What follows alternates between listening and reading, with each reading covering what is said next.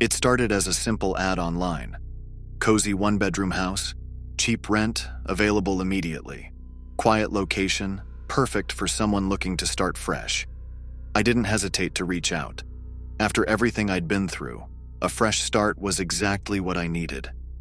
The house was nothing special. A squat single-story home at the end of a gravel road. The front yard was overgrown, and the paint on the shutters was peeling, but the rent was dirt cheap. Too cheap, really.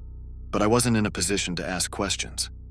Mr. Crane, the landlord, greeted me on the front porch the day I came to see the property. He was wiry, with a lined face and a thin smile that didn't quite reach his eyes. His handshake was firm, but his palm felt clammy. "Been empty for a while," he said as he showed me around. "Needs a little TLC, but it's solid. Good bones." I nodded, following him through the house. The inside was bare but functional, perfect for someone like me who didn't have much to bring. The kitchen smelled faintly of damp wood, and the floorboards creaked underfoot, but it felt private, secluded. "There's a basement, too," Mr. Crane said, gesturing toward a heavy wooden door in the corner of the kitchen. "Just storage down there. Nothing to worry about." The way he said it made me pause. His tone was too casual, almost rehearsed. Before I could ask, he pulled a key from his pocket and handed it to me. "Here's your copy," he said. "Just, keep out of the basement, yeah? Some old pipes down there. Don't want to mess with them." I hesitated but nodded. What did I care about the basement? I needed a roof over my head, and this place fit the bill. I moved in 2 days later.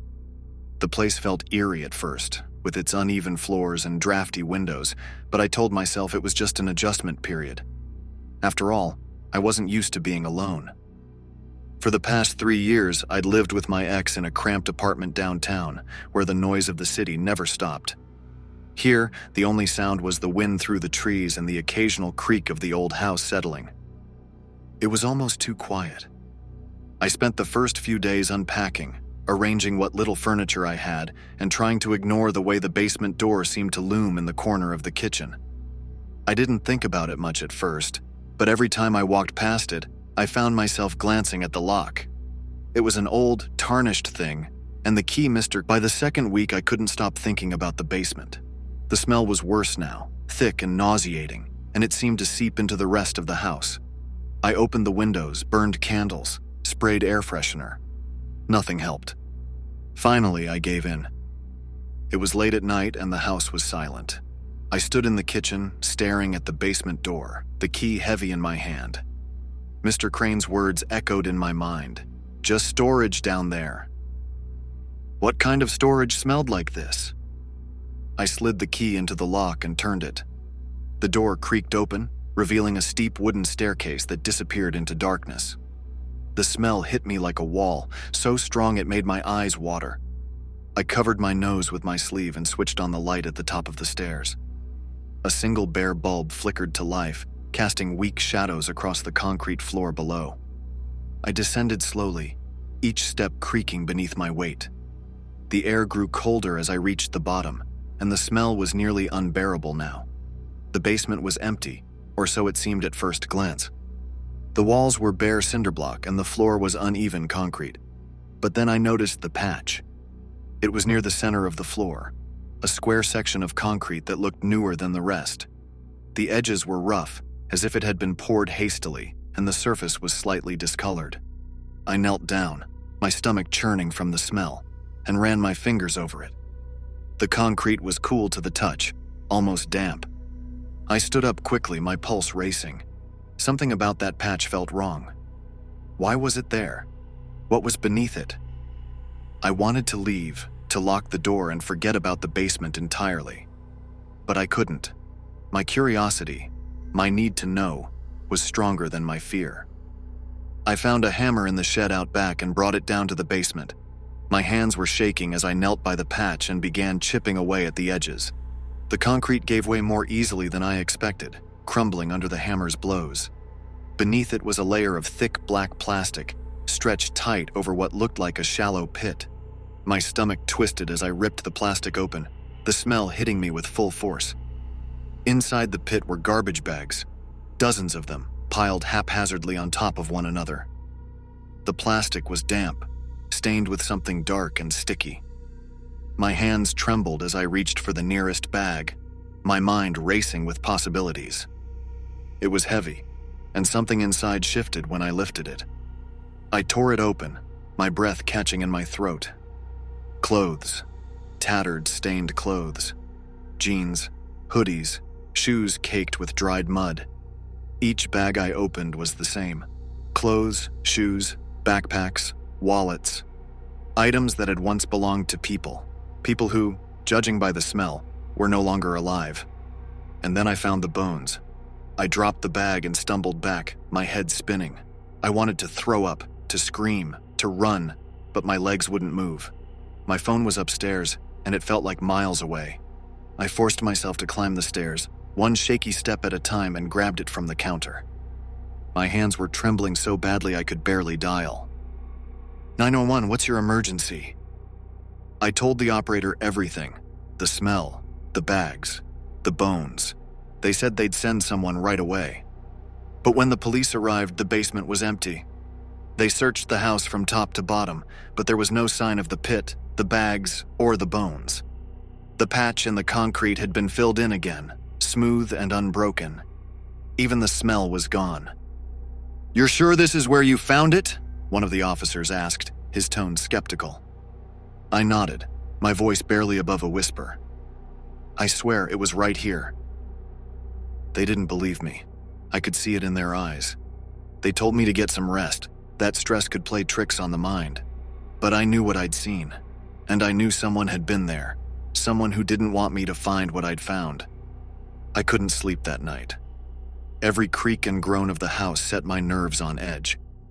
I kept thinking about the bags, the clothes, the bones. Who were they? How long had they been down there? And why had the pit been filled in so quickly, so perfectly? The next day, I found something in the bedroom closet. It was tucked behind a loose panel in the wall, a small, battered box. Inside was a journal, the pages filled with cramped handwriting.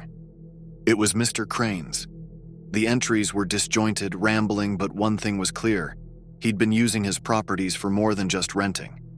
The journal detailed a pattern. Tenants who stayed for a few months before disappearing, their names scrawled in the margins alongside dates. The last entry made my blood run cold. "Tenant in the house on Pine Street is asking questions. Might need to take care of it." It was dated the day before I'd moved out. Panic set in. I had to get out.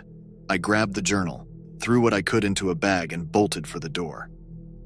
My car was parked in the driveway, but as I reached it, I noticed something that made my heart stop. A dark sedan was parked across the street.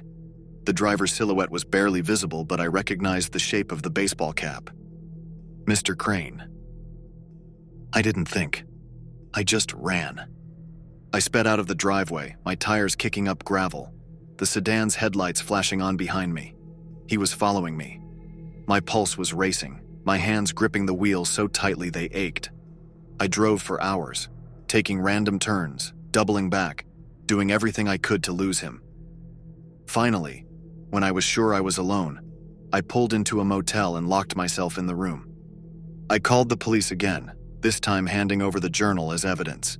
It was enough to launch an investigation. Mr. Crane, Edward Markson, was arrested a week later.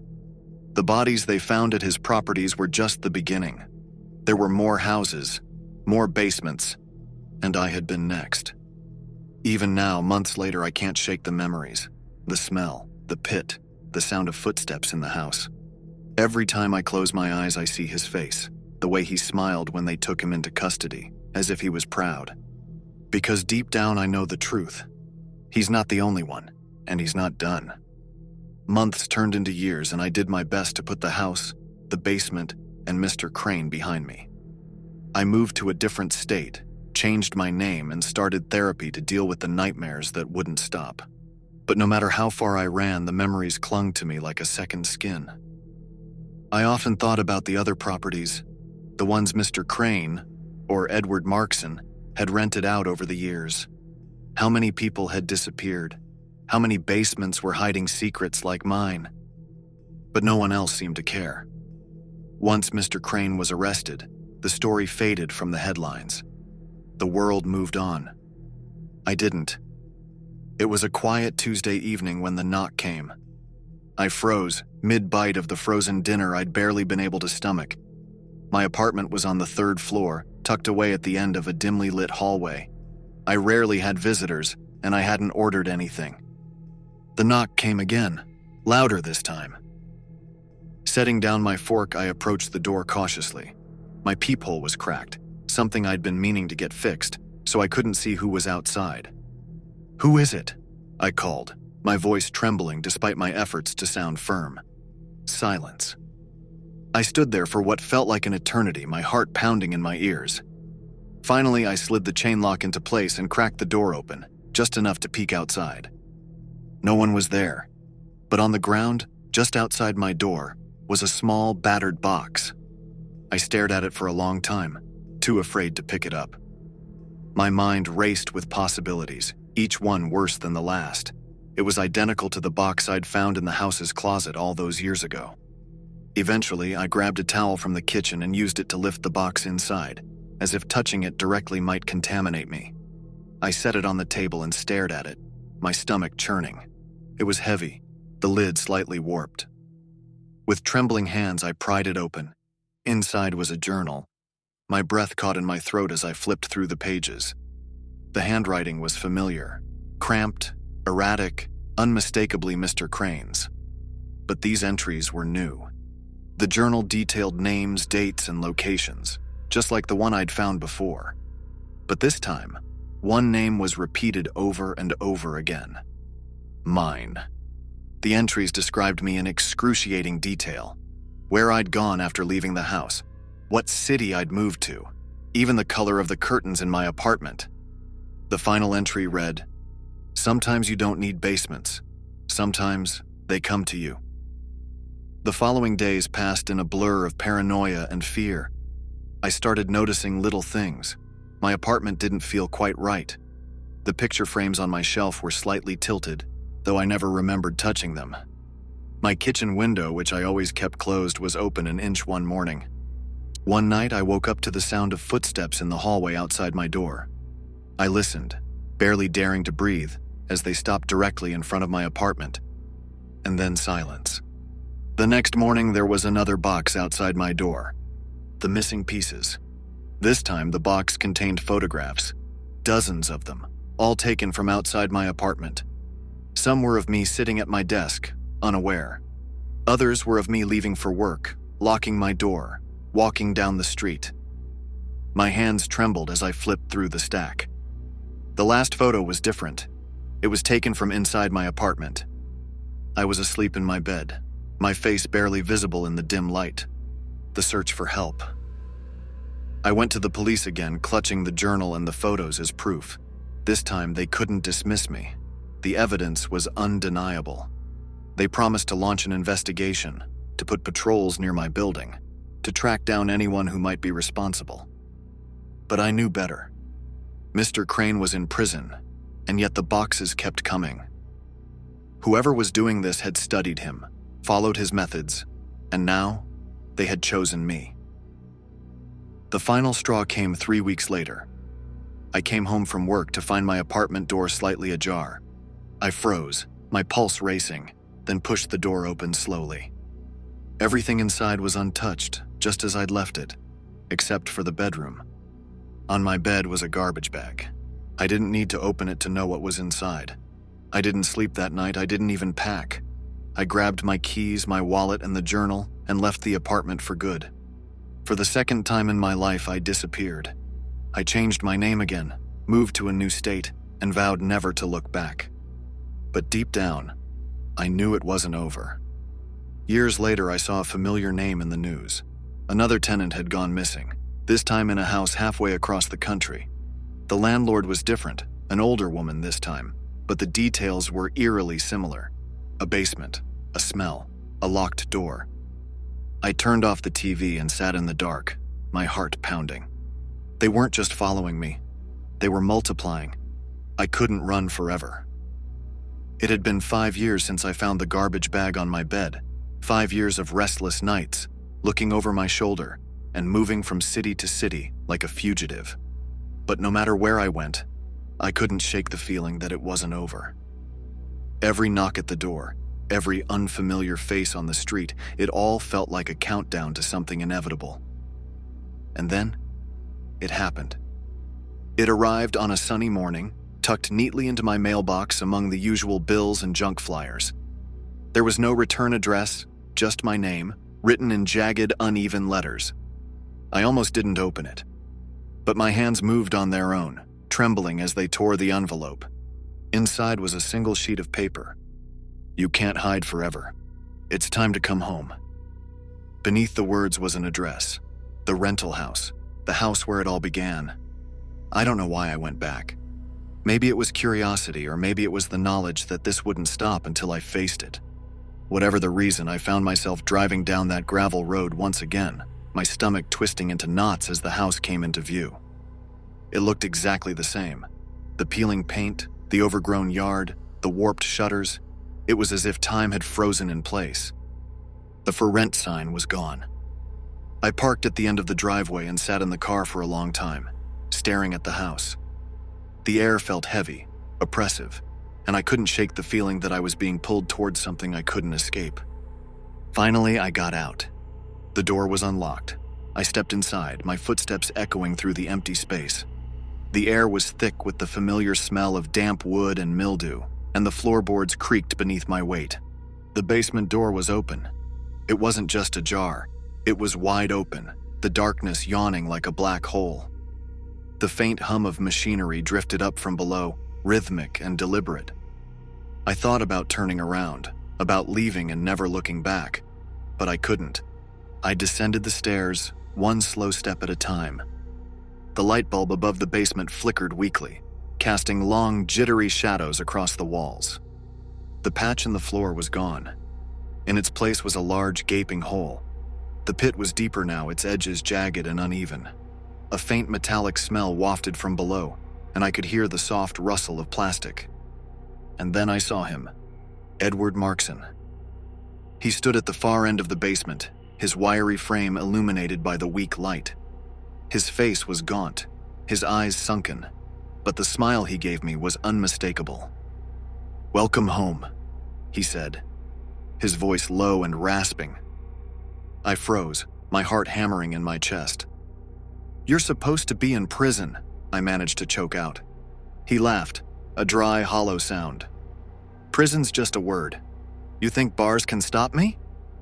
He stepped closer, his movement slow and deliberate. "This isn't about me," he continued. "It's about you. You've been running, hiding, pretending you can escape. But you can't." I wanted to run, but my legs wouldn't move. "You think I'm the only one?" Markson said, his smile widening. "You think this ends with me? No, this is bigger than me. Bigger than you. We're all part of the same cycle." My mind raced, trying to make sense of his words. "You found the pit," he said, gesturing toward the hole in the floor. "You uncovered the truth. That makes you part of it. You can't walk away from that." He took another step forward, his eyes boring into mine. "There's a place for you in this, if you want it." I don't remember making the choice. Maybe it wasn't a choice at all. Maybe it was inevitability. I don't know how long I stood there staring into the pit, the sound of Markson's voice echoing in my ears. But when I finally came to, I was standing alone in the basement. The pit was gone. The bags were gone. And so was he. I left the house that night and never went back. But something changed in me. I stopped running, stopped hiding.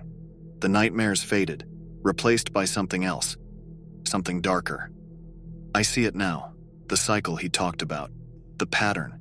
It's everywhere, in every city, every neighborhood, the missing, the forgotten, the buried secrets that no one wants to talk about. And now, I'm part of it. Sometimes I think about the basement, about the smell, the pit, the bones, and I wonder how many more are out there, waiting to be found.